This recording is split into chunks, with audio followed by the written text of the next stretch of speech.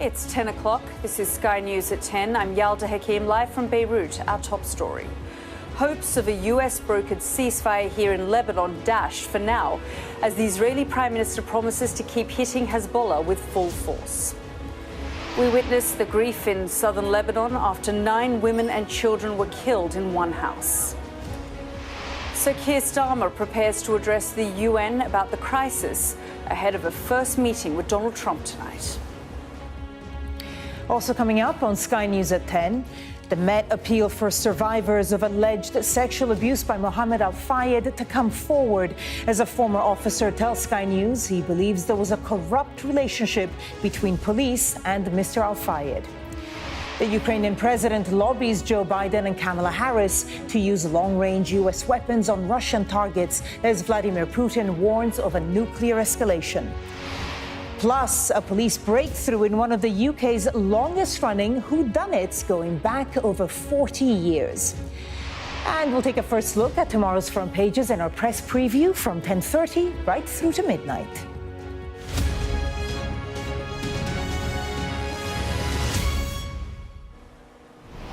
Good evening from Beirut. I'm Yalda Hakim. Today began with hopes of a 21-day truce between Hezbollah and Israel, formulated by the United States and her allies. It ends after a decisive rejection of that plan by Israel and a pledge from Benjamin Netanyahu that the Israeli military would continue its assault against Hezbollah with full force. Well, day after day, the funerals are being held for those caught in the crossfire. Israel has continued to strike across the country, killing 28 people. The Lebanese health ministry said 20 people were killed in a strike on Syrian migrant workers in Yunnan in the east. And Israel targeted a Hezbollah drone commander in the suburbs of Beirut, killing 2 people and wounding more. The number of Hezbollah rockets fired in the other direction is dwindling. The orange zones on the map here show air raid warnings from Sunday to yesterday. Today's warnings are in red. Tonight, our special correspondent Alex Crawford hears from the families of those killed in southern Lebanon. But first to our international correspondent John Sparks on the ground at the site of the Beirut airstrike.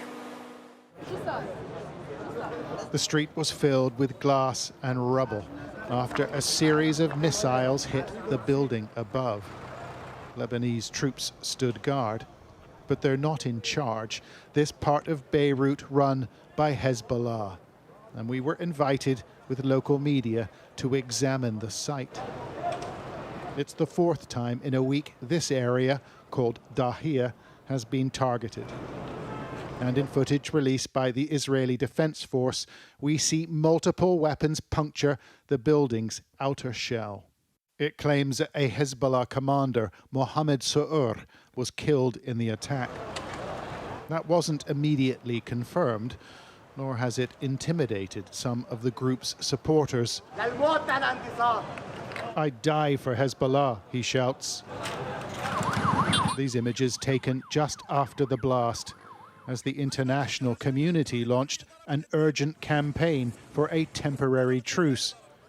But all prospects for a ceasefire were quickly blown away. At least 2 have died, with 15 injured here. Completely chaotic scenes here. We are being given a rapid tour of the bomb site by Hezbollah, by their security people, being brought through at some speed. You see the rubble coming down, the dust is coming up. It's another strike. We ran out of time. Yeah, okay, we've got to go. But the feeling on the streets was clear.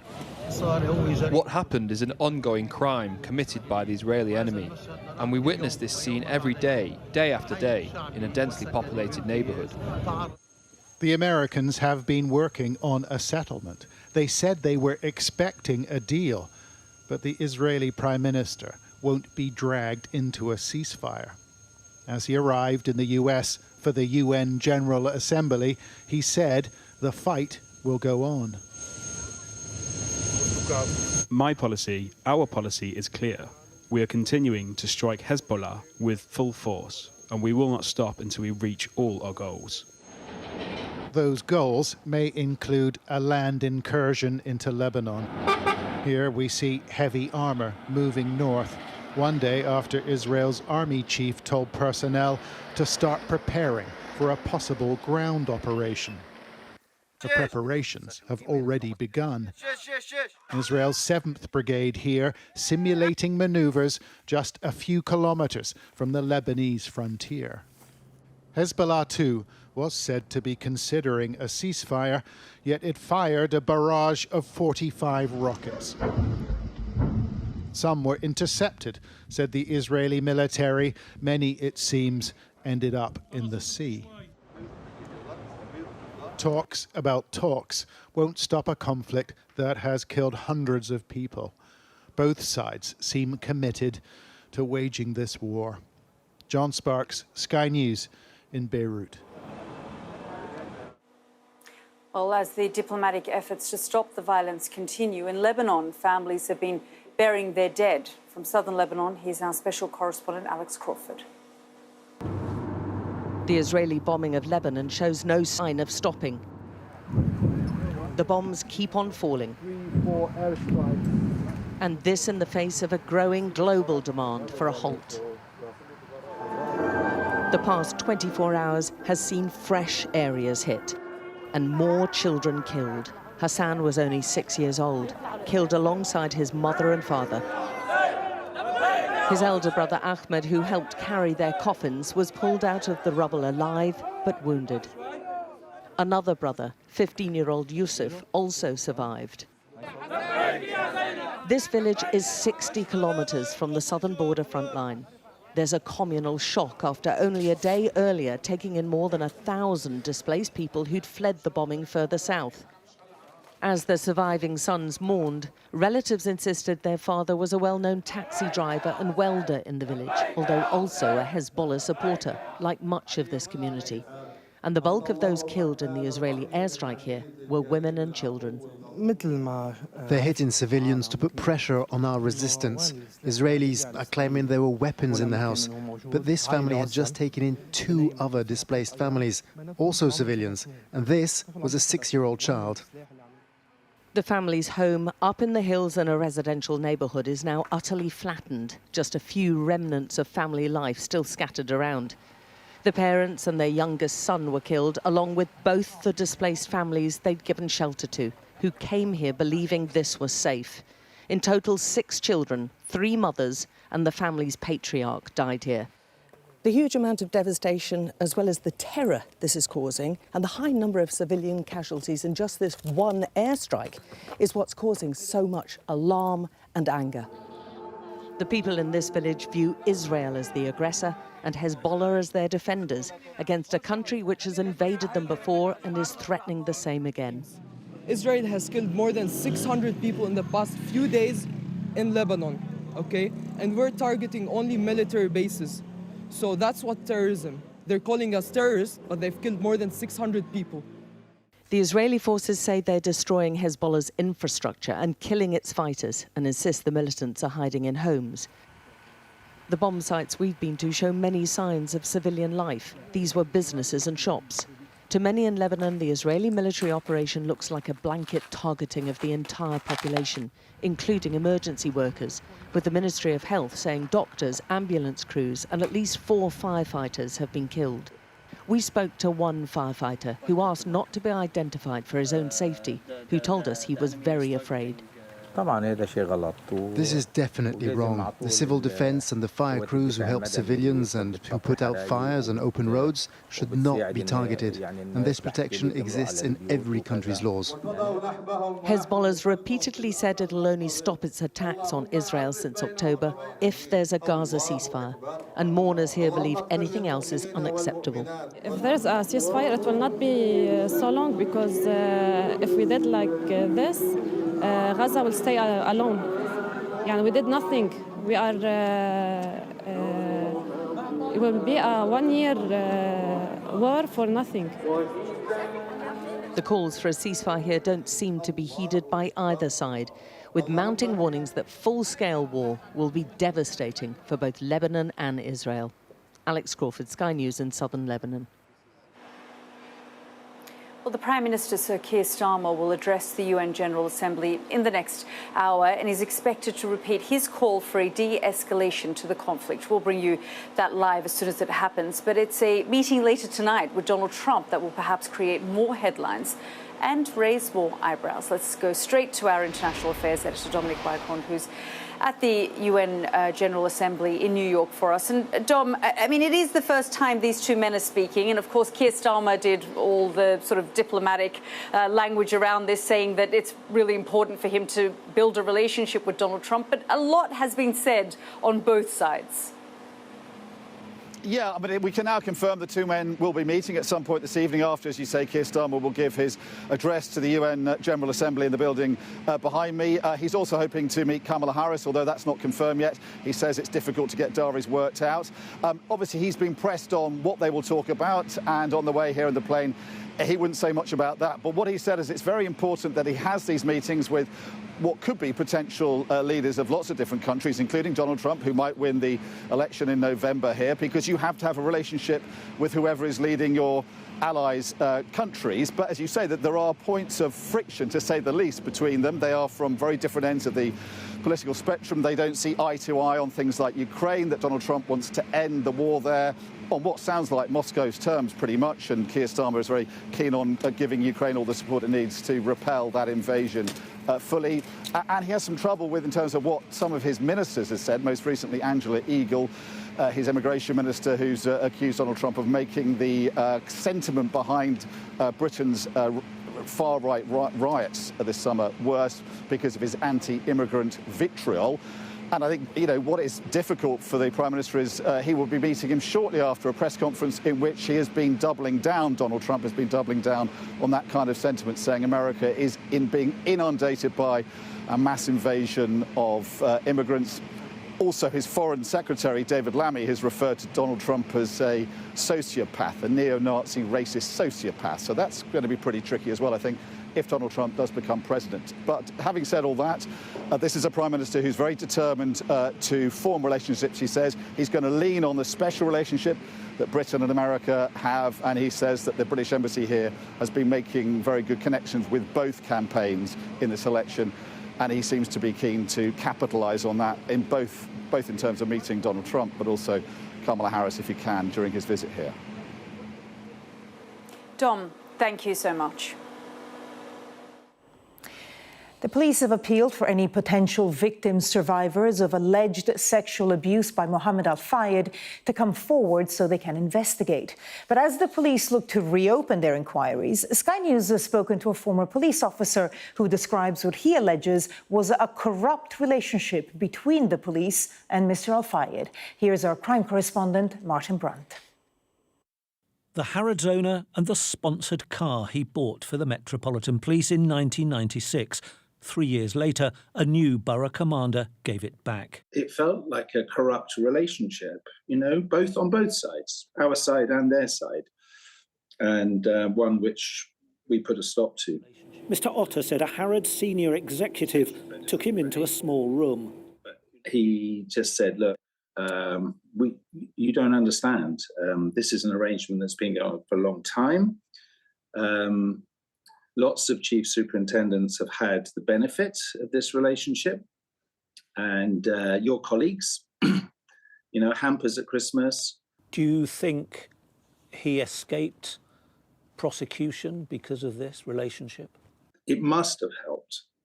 It was like Harrods was in the police. It was 6 years before the first police investigation into Mohammed Al-Fayed, but allegations of sex assaults had been made public already. Mr. Otter believes the Harrods boss was using his relationship with police to avoid detection. I think most people probably didn't realise, I hope, that actually it was also hiding and creating an opportunity for sexual predatory behaviour. It's very different now. The Met is urging more victims to come forward. In a statement, the force said, officers are currently making contact with other organisations, including lawyers representing individuals whose allegations have featured in recent media coverage, to ensure they have the opportunity to speak with us and report any offences. Additional specialist support for those who have made contact with us in the past, along with those who come forward, has been put in place, and this will continue as our inquiries progress. The force said it couldn't respond to Mr. Otter's comments because the events he was describing were so long ago. Harrods said Al-Fayed presided over a toxic culture wherever he operated. Meanwhile, victims are calling for those who assisted Al-Fayed to face consequences, also telling stories of humiliation and sexual assault at the hands of Al-Fayed. They were all involved one way or another. Not everyone, but all the people close to him. They now want Dr. Anne Coxon, who performed gynecological examinations, struck off from the General Medical Council. She was female as well, and knowingly sending us forward to an environment where we were sure to be assaulted, you know, she should be utterly beyond ashamed, and she should be shamed, and she should be struck off. The GMC said it will examine and take action on complaints where appropriate. The Met says it is investigating the possibility of charging others with criminal offences. Martin Brunt, Sky News, Scotland Yard. President Zelensky met President Biden and his potential successor, Kamala Harris, this evening. It comes after Mr. Biden confirmed that the U.S. will provide additional long-range weapons to Ukraine, but stopped short once again of giving explicit approval for them to be used against Russia. And even as Mr. Zelensky continued to press his allies, there was a warning about potential nuclear escalation from Vladimir Putin. Here's our U.S. correspondent, Mark Stone. Kamala Harris and her campaign team will hope that this is a glimpse into a presidential future. The Democratic Party candidate as vice president meeting Ukraine's President Zelensky. He was here to outline his plan for victory over Russia, but she chose to frame the stakes a different way. Ukraine's fate if Donald Trump was to win in November. There are some in my country who would instead force Ukraine to give up large parts of its sovereign territory. These proposals are the same of those of Putin. A little earlier, Zelensky had been with the outgoing president, Biden, with a last-ditch call for permission to use Western missiles deep inside Russia. I raised with President Biden the plan of victory. Today we are preparing to discuss the details to strengthen the plan. And that's exactly what we're going to discuss today. Now the Ukraine, how is Ukraine going to prevail in this conflict? But behind the smiles and the assurance of more weapons, the American president would not budge on striking Russia. Volodymyr Zelensky was back in Washington. Mr. President, can you read into this war? Of course we have to. With a plan for victory, which... Let's take you to New York now, where the Prime Minister, Sir Keir Starmer, is addressing the United Nations General Assembly. Ladies and gentlemen, I address the General Assembly today as someone with a deep belief in the principles of this body and the value of international cooperation. I remember reading the Universal Declaration of Human Rights as a student. It had a profound impact on me. I spent my career as a lawyer working to protect those rights. And the Declaration still inspires me now as Prime Minister, because it speaks about our inherent dignity, the very essence of what it is to be human, of equal and inalienable rights, based on a foundation of freedom, justice, and peace in the world. Yet as we meet here today, that can feel like a distant hope. Conflict touches more countries now than at any time in the history of this Assembly. Around the world, more fires are breaking out and burning with ever greater intensity, exacting a terrible toll. In Gaza, Lebanon, Ukraine, Sudan, Myanmar, Yemen, and beyond. The vast majority of humanitarian need in the world today is driven by conflict. After 20 years of gains in tackling poverty, disease, and in health, War is one of the main regions that progress has stalled. That is a catastrophe made by human hands. It has weakened the cause of cooperation, sowed political division between North and South, and turned the geopolitical dial away from the rule of law towards brute force and aggression. And this matters to us all. It matters to the British people. My government was elected to change Britain, to deliver national missions on higher growth, safer streets, cleaner energy, more opportunity, and a healthier society. But behind every one of these missions sits another insight, something that used to be unspoken, but now needs to be said, that we recognise that our success in Britain can never be separated from events beyond our shores. Global challenges rebound on us at home, and to grapple only with the effects of war, poverty, climate change, pandemics, or irregular migration when they arrive on our doorstep is to set ourselves up to fail. We must work with others to solve these problems at root, to tackle the causes. Britain is stronger when we do so. So we are changing our approach on the global stage too.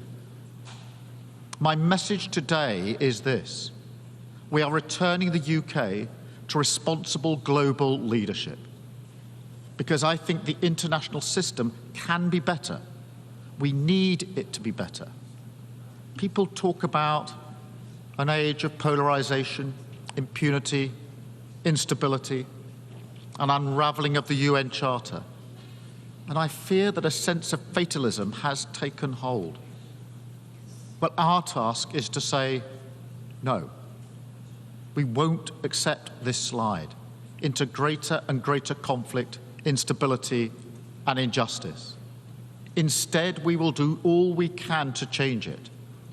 This is the moment to reassert fundamental principles and our willingness to defend them, to recommit to the UN, to internationalism, to the rule of law, to work together for peace, progress, and equality. Because it is right, yes, absolutely, but also because it is plainly in our self-interest. So we are ready to step up in a spirit of respect and equal partnership. I don't claim that solving these problems is easy, but there are positive, practical things that we can do together. This starts with addressing the rising tide of conflict and preventing a regional war in the Middle East. I call on Israel and Hezbollah, stop the violence, step back from the brink. We need to see an immediate ceasefire to provide space for a diplomatic settlement. And we are working with all partners to that end, because further escalation serves no one. It offers nothing but more suffering for innocent people on all sides, and the prospect of a wider war that no one can control, and with consequences that none of us can foresee. This is intimately linked with the situation in Gaza, where again we need to see an immediate ceasefire. It shames us all that the suffering in Gaza continues to grow. The answer is diplomacy, the release of all the hostages and the unfettered flow of aid to those in need. That is the only way to break this devastating cycle of violence and begin the journey towards a political solution for the long term, which delivers the long-promised Palestinian state alongside a safe and secure Israel. We must also work together for peace in Sudan and a proper response to the worst humanitarian crisis in the world today. We need to see greater action to deliver aid and to deliver peace. The world cannot look away, and we must stand up for international law And that's why we are so resolute in our support for Ukraine. They are exercising their right to self-defense as provided for under the UN Charter and recognized by 141 members of this Assembly. We will stand with Ukraine for as long as it takes, because the alternative would be to confirm the worst claims about this place, that international law is merely a paper tiger, and that aggressors can do what they will. We will never let that happen, because it is our duty to respond to a more dangerous world with strength, to keep our people safe. But alone, that's not enough. That's not the limit of our responsibility. We must also work together to make the world less dangerous. And so we have to face some hard truths. The institutions of peace are struggling, underfunded, under pressure, and over-politicized. The entire framework of arms control and counter-proliferation, painstakingly constructed after decades, has begun to fall away. Iran continues to expand its nuclear activity in violation of its international commitments. Incredible new technologies like AI are being deployed for military use without agreed rules. These are difficult challenges to grip and too urgent to ignore.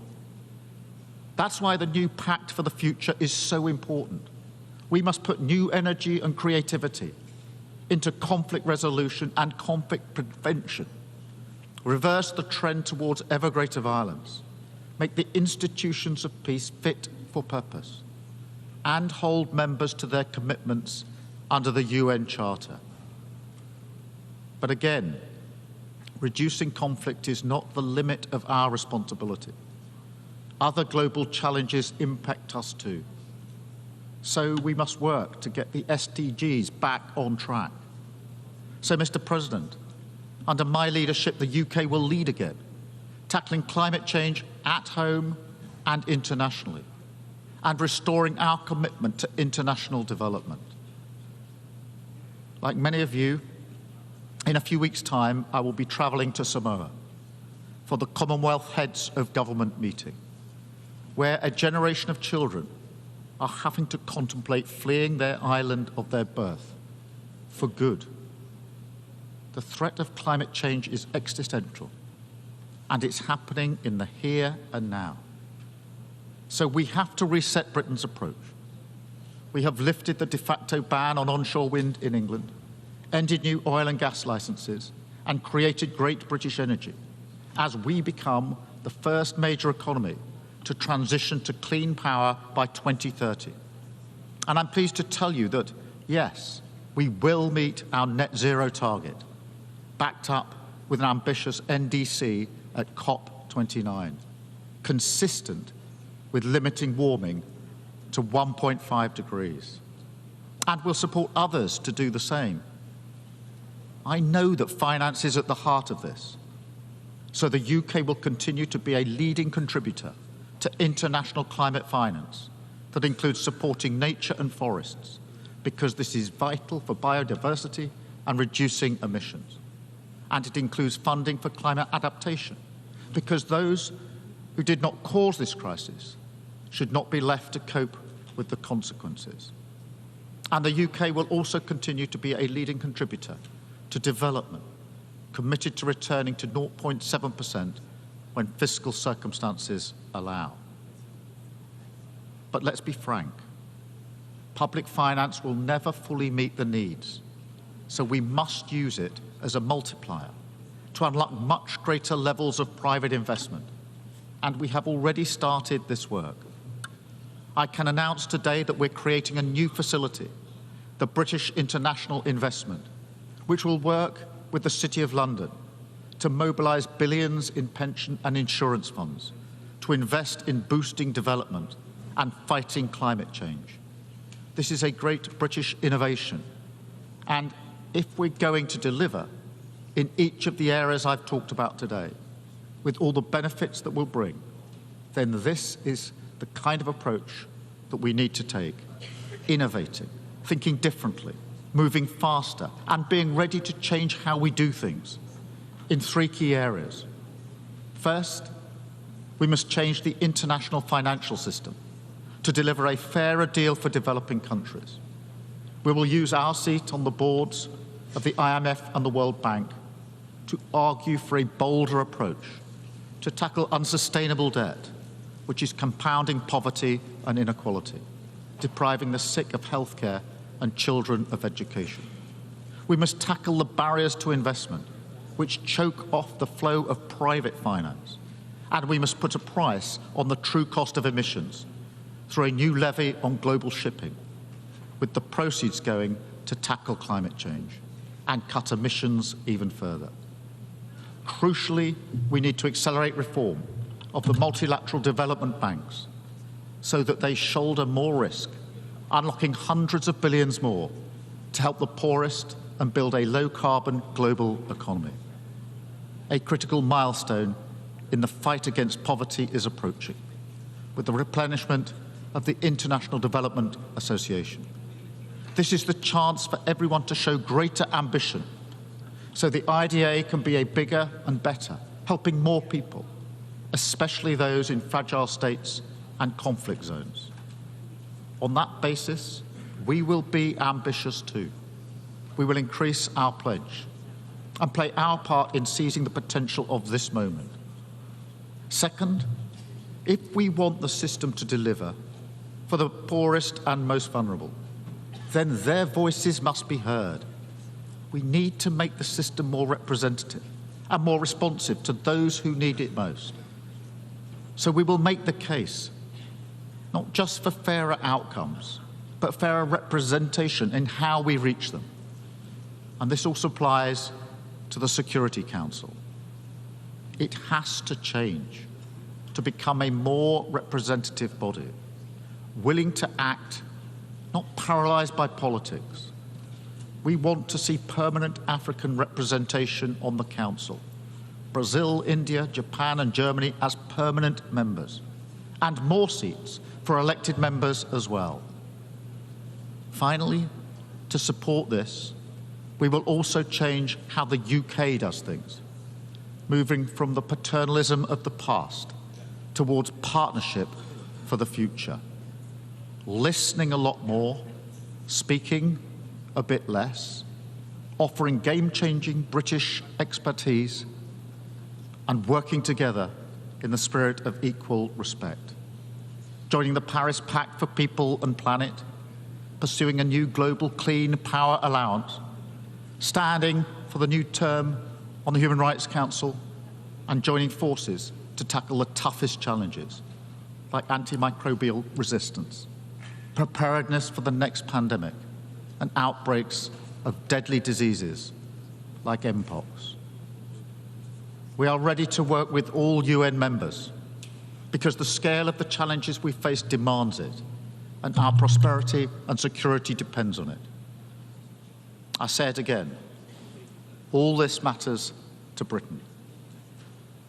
Mr. President, by tackling conflict, making progress in the fight against climate change and poverty, and reforming the international system so that it's fit for the 21st century, we can realise the hope and the promise that shine through the founding documents of this organisation. Together, in all our interests, we can change direction from the dangerous, destructive path we find ourselves on and turn instead towards the rule of law, towards cooperation, responsibility and progress, towards peace. Thank you. Thank you. Keir Starmer addressing the United Nations General Assembly there, a speech that really focused on the changing approach towards the global stage of the UK. He began by mentioning the Universal Declaration of Human Rights, the principles of which had inspired him. He said it was a distant hope now, or felt like one, that conflict now touched more countries than ever in the history of the UN. He mentioned he wanted to move the geopolitical dial and that he had been elected to change Britain and to create a country of more opportunity, but mentioned he recognized that success in Britain cannot be separated from what happens beyond its shores. He mentioned the international system can be better. He reasserted the fundamentals that he believed in, the UN, internationalism, and the rule of law. Unsurprisingly, he also mentioned the many crises going on right now in the world, Lebanon and the escalation there. He mentioned Gaza, saying it shames us all that the suffering there is still continuing. And he also made the point that the inability to find solutions to these conflicts confirms the worst claims about this place, meaning the UN, that international law is a paper tiger. So again, emphasizing the importance of international cooperation. And he also specifically mentioned changes to the Security Council, more permanent representation, making it more diverse and representative, including having a permanent African representative. And in all of this, he said the UK will do its bit and do away with the paternalism of the past. So Sir Keir Starmer there addressing the United Nations General Assembly for its 79th UN summit, the first time, of course, that he addresses the Assembly as Prime Minister. We've just heard from there. We'll get more reaction to his speech coming up next. I address the General Assembly today.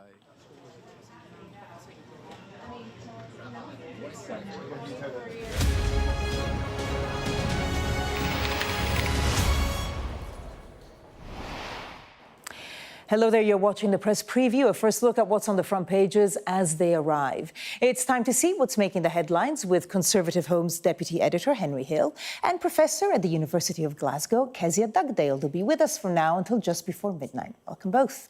Let's see what is on some of those front pages now.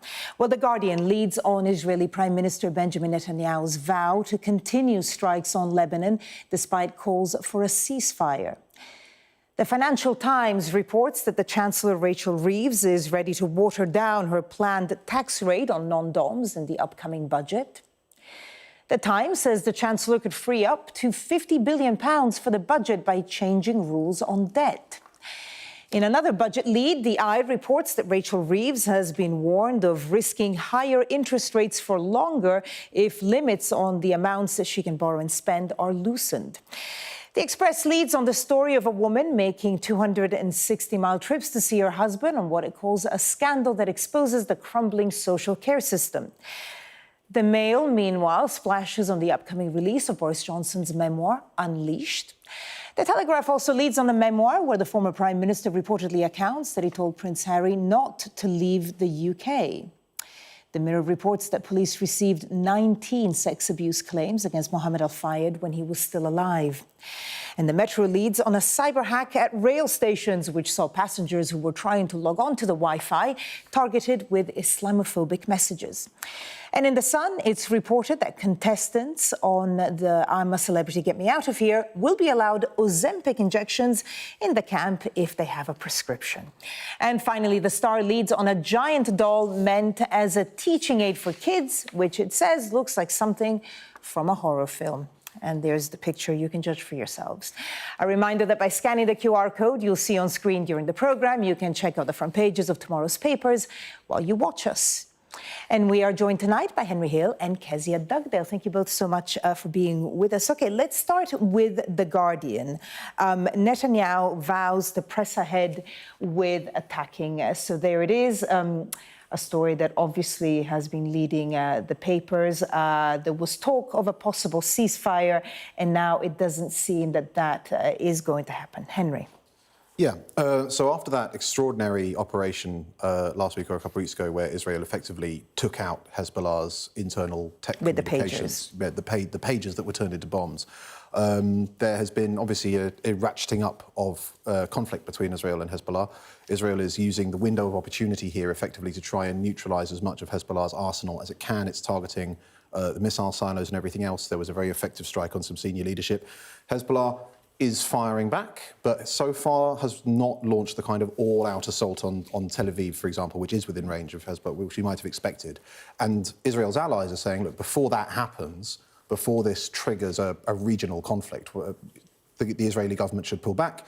The Israeli government's position is this is a limited window of opportunity because Hezbollah will at some point rebuild that communications network and its arsenal, and so it makes sense to keep pressing while they have the advantage. And of course, it's important to remember that whilst there hasn't been open conflict between Hezbollah and Israel, tens of thousands of Israelis have been displaced from northern Israel because of Hezbollah's rocket attacks. Yeah, and of course, Hezbollah is linking those attacks to what's happening in Gaza and saying, we're not going to have a ceasefire unless there's a ceasefire there as well.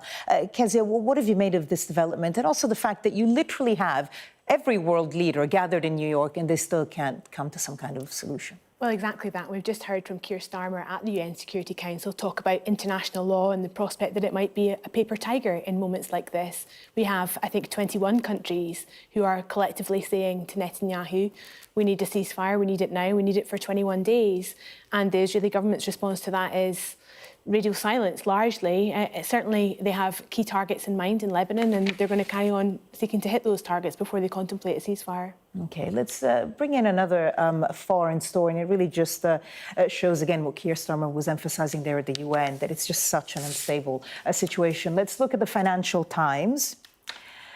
And it shows a picture there of Volodymyr Zelensky, who has been meeting Kamala Harris, moves to soothe Trump anger after visiting swing state factory. I mean, obviously, all eyes on Ukraine and also all eyes on the American election. Yeah, absolutely. The Ukrainians and the Russians both have their eyes on what happens in Washington because there is a widespread perception that if Donald Trump wins, then that will lead to a fall in American support, and that will put Ukraine in a very difficult position indeed, because this war has now dragged on for several years. Ukraine has held on, but it's taken a huge toll on its people, its infrastructure.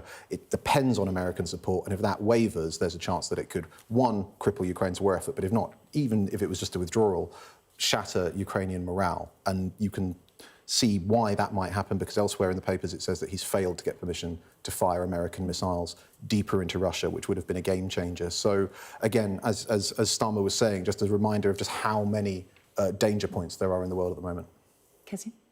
Yes, I agree with that entirely, and I think there's always been this sense that Putin was hoping this conflict would last for as long as it possibly could in the hope of a Trump presidency and a hope that the West, through a process of attrition, would get fed up and tire of sending aid and weapons. So it's very important to Zelensky to try and smooth the path to improved relations with Donald Trump in the increasing likelihood perhaps, that Donald Trump's going to win in November.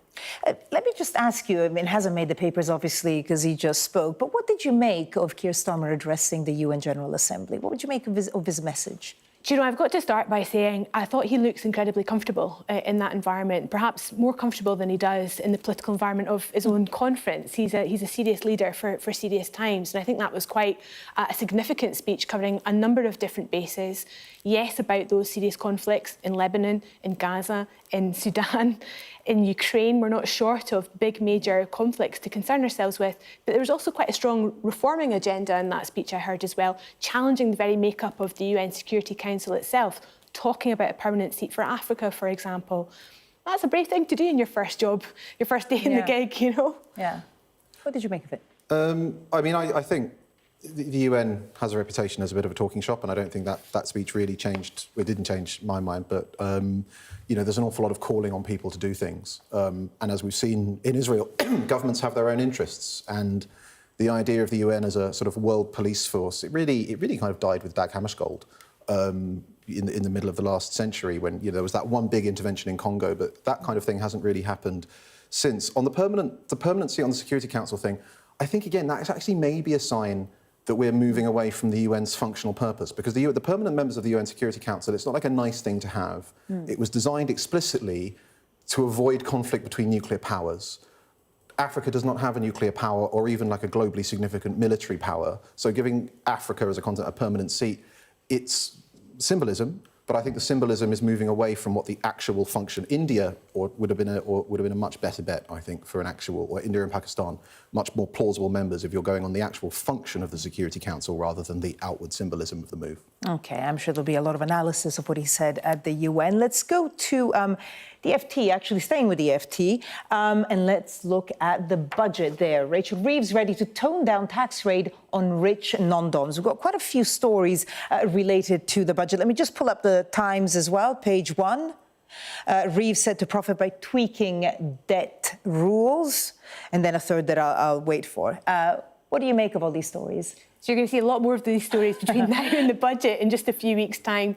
And all eyes here on Rachel Reeves. Her first budget as Chancellor. She's got an awful lot to do to find the money that she needs in order to make this budget work. And there's a suggestion here in the Financial Times that the plans Labour had to fund, in particular, things like free school meals and the expansion of early learning and childcare depended very much on being able to tax non-DOMs. And that there's a suggestion here that they might not be able to make the £1 billion that they had perhaps anticipated to raise from that. And this is all because of potential tax flight. So that balance between how much can you tax rich people before they go, thanks very much, I'm going to move my assets to a country somewhere else. Serious experts here warning it might not reach the sums it needs without some serious tweaks. Yeah, the problem with non-DOMs specifically is that they are the most globally mobile people, almost by definition. And when we say move their assets overseas, actually what the non-DOM status means is that if they have assets overseas, they don't pay British tax on it. So if you have a company in India that employs people in India, pays its taxes in India, all the profit stays in India, you don't have to pay the British exchequer. Right. And obviously, if you suddenly staying in London as a tax resident means that your foreign overseas businesses suddenly have to pay lots of UK tax, there is a real danger of you moving. This was always a danger with this policy.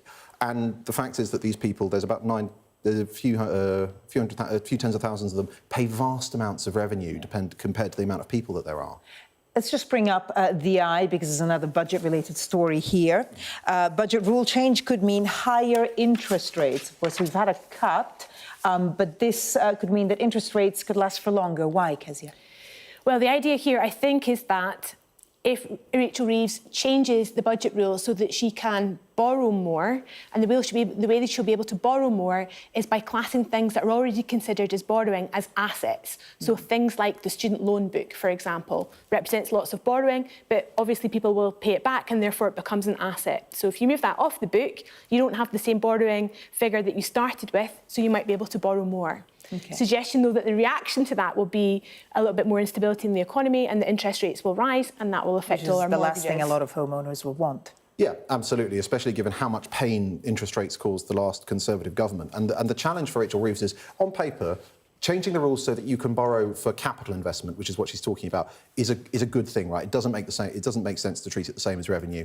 But we saw with trust and everything else, the markets are very easily spooked, and stuff like reclassifying the loan book, a lot of the loan book is never paid back. That is actually a risk and a liability. And if you start just trying to pretend that that is a golden AAA asset, then the markets might just get spooked. Henry, Kezia, stay with us. Coming up, more from the papers, including the Prime Minister has called the ongoing row over him borrowing a Labour donor's flat farcical. We'll discuss that next.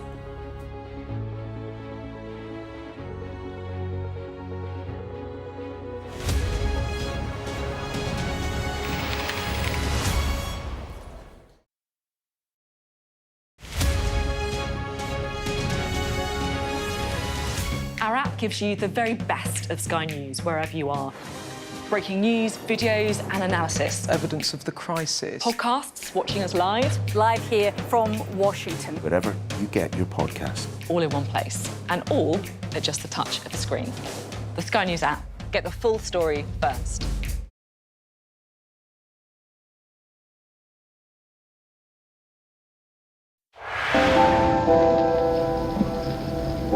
I'm Stuart Ramsey, and I'm Sky's chief correspondent. An enormous explosion that's just come down. I think it was a monster's just landed in between us. Hundreds and hundreds of people hoping to get north, ultimately to get to the United States.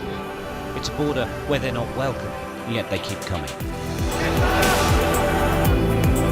We saw snatch squads going in, grabbing people, taking them out and putting them into trucks, but taking them away. They make about 50 kilos of fentanyl a week. It's incredibly dangerous and toxic stuff. There's been an upsurge in deaths. The fighting between the gangs is getting more and more vicious. Is this now all your territory? Yeah. The battlefield is outside the barricades, which is over there. This is much more like a normal town. It's really sending a clear message that Venezuela is eager for change. We've been crushed. Free from wherever you get your news. We are in the middle of a forest, in a jungle really, and they're attempting to keep these men alive. This is real, hardcore emergency medicine. The information on this could bring down the entire network, not just in Iraq and Syria, but across the world. Sky News, the full story first. Hundreds of thousands of people have been using the beast for years to traverse Mexico, but it is really dangerous. Many people have died riding it.